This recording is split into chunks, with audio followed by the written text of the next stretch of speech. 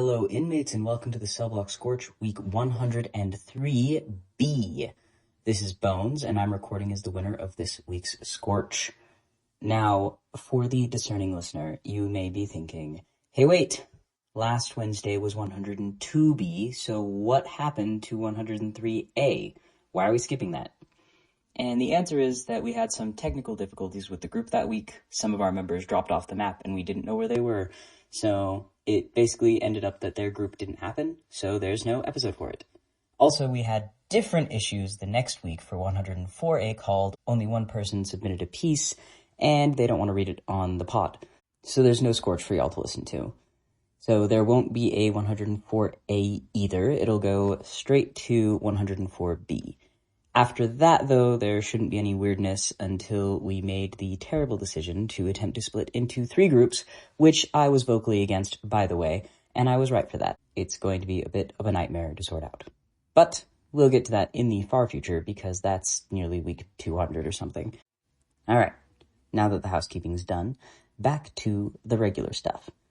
This week's prompt was given by Cricket, and it was, Sail on Silver Girl, sail on by. And my piece for the week is just called Silver Girl.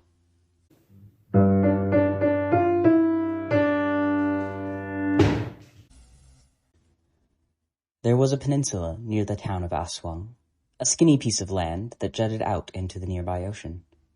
It was a popular spot not only for the residents of the town, but also for many a tourist passing through the town.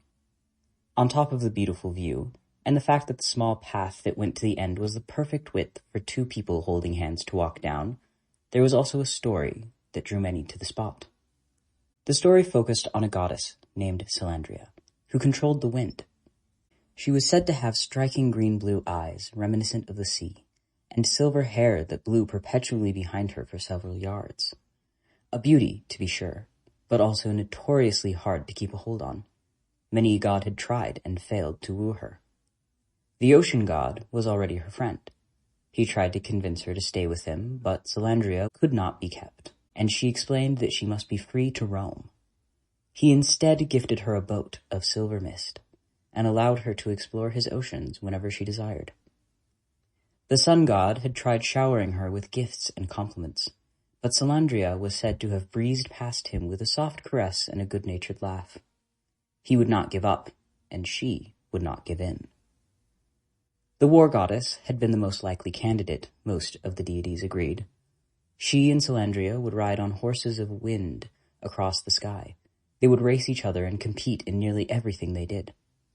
If the wind goddess was nowhere to be found, it was a good bet that the 2 were off causing chaos in the mortal realm. But in the end, Celandria also refused to be anything more than good friends. One day, Celandria was flitting around a certain seaside town, taking pleasure in the fact that the mortals couldn't see her, even as she weaved so nearby. Her long silver hair flowed behind her, caressing the faces and arms of those she passed, and leaving them with a chill they had long called the breeze. "Miss," she heard, and although she knew it was impossible for it to be directed at her, Celandria turned to see who had called. She'd always loved observing the mortals. When she turned, she was surprised to find the young man staring in wonder at her still floating silver hair, hand sliding through the floating strands. It was not unheard of for a mortal to be able to see the gods, so the occurrence didn't seem all that strange, but it was certainly not common. "Are you Celandria? The goddess of the wind?" he asked quietly, respectfully, tentatively turning his gaze to her face. Celandria's beauty was fabled even among mortals, and the young man was not disappointed by the rumors others had spun to him. The others in the street could obviously not see her, but he found he didn't notice the odd stares when he could focus on her instead. "You're beautiful," he said, seeming nervous but excited, and Celandria found herself smiling at the wonder in his eyes. She'd heard the compliment before from many of the gods, goddesses, and the few mortals who had seen her, but each time it made her smile. "May I speak with you?"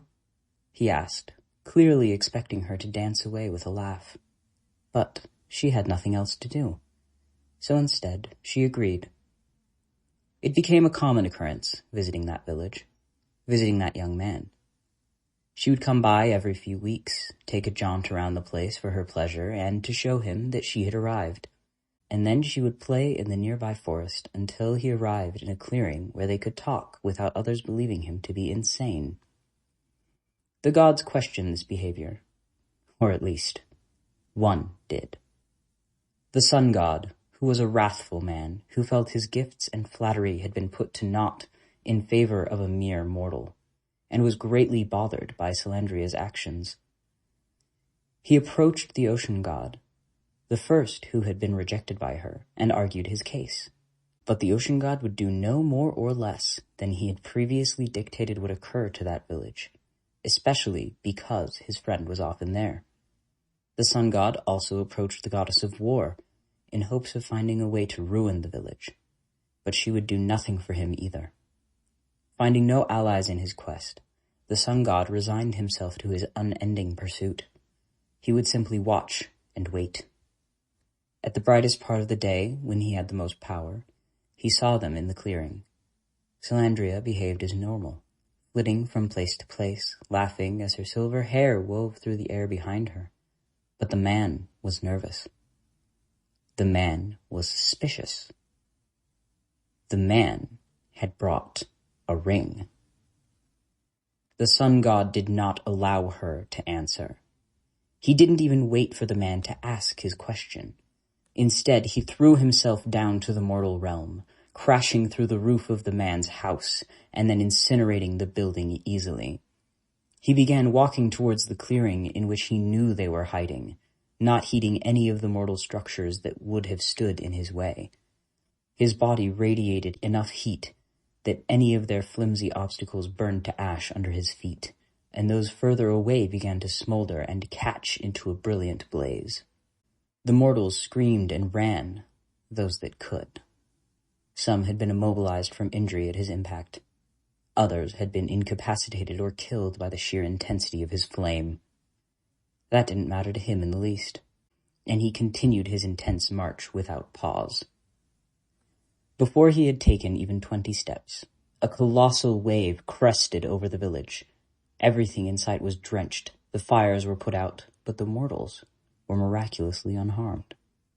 The water had evaporated easily when faced with his inferno, and so had done him no harm.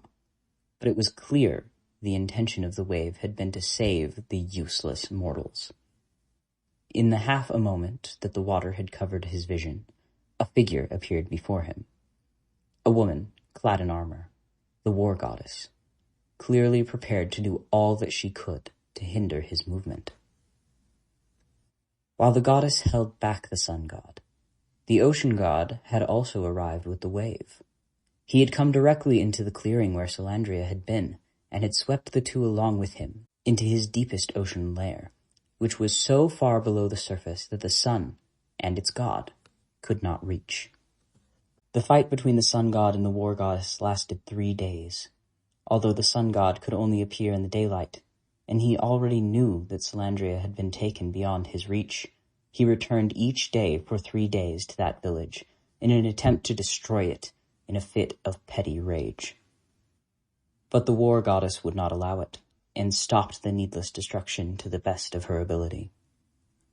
For 3 days, the ocean god kept the man and Salandria in his lair during the day, but Salandria was still uncontainable.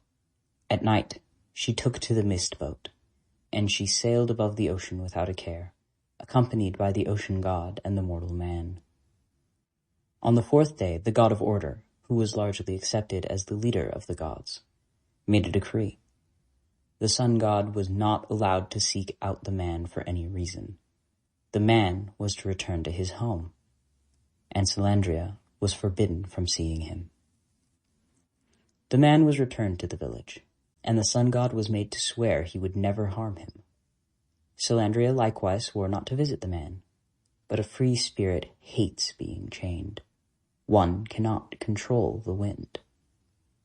Salandria never visited the clearing again, nor did she speak to the man, but he would come to the end of the peninsula and look out to the ocean, and almost every night she would sail her mist ship across the ocean, her silver hair flowing behind her, and the ocean god by her side, and the mortal would watch them fade away.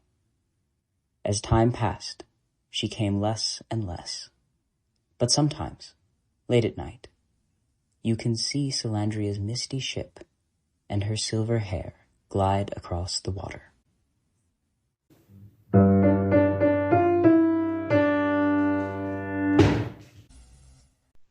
Hey, Cricket here to record judge comments for technically 103B, but it's the only one from 103. I got two really good pieces this week from Grishmak and from Bones. I really liked both of them a lot. Bones killed me with the detail. I love the grandeur, I love the mythology. I love that she's the wind and she's silver and she has a literal boat that she sails around on. I love a doomed love story. It's deeply upsetting, actually. Just like, this is such a classic, like, gods and myths, and it's just a really good story. I was very swept up in it, and I loved the bittersweet little ending. So, victory for Bones this week. The Cellblock Scorch is a production of Stellacore, an independent group of nerds sharing their obsessions with the world. Links to all our projects, including Instagram, Tumblr, YouTube, Patreon, and Ko-Fi, can be found on our Linktree, posted in each episode description. Follow us on Tumblr or Instagram to see the prompt of the day before the episode drops, and a quote from each Scorch the day after. If you would like to support our creative endeavors, you can give a one-time tip to the Ko-Fi of the writer of your favorite Scorches, or check out our Patreon. There, you can access the Scorches and episode transcripts for free, or sign up for Spark level support for $5 a month to gain access to our embers as well.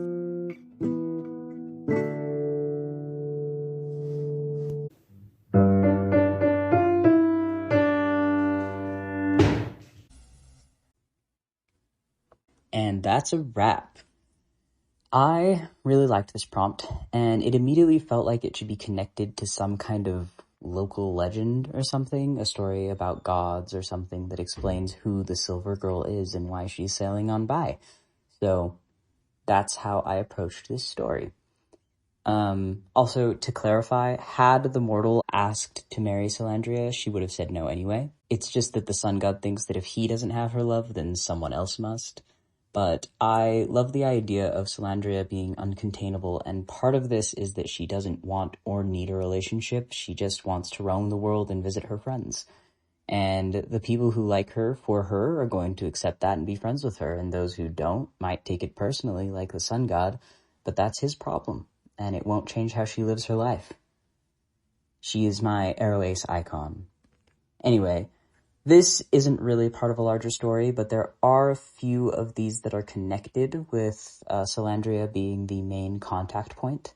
The label on Patreon is Sail On, and there's one ember up for it, including a little animation I made of Salandria standing on the ocean.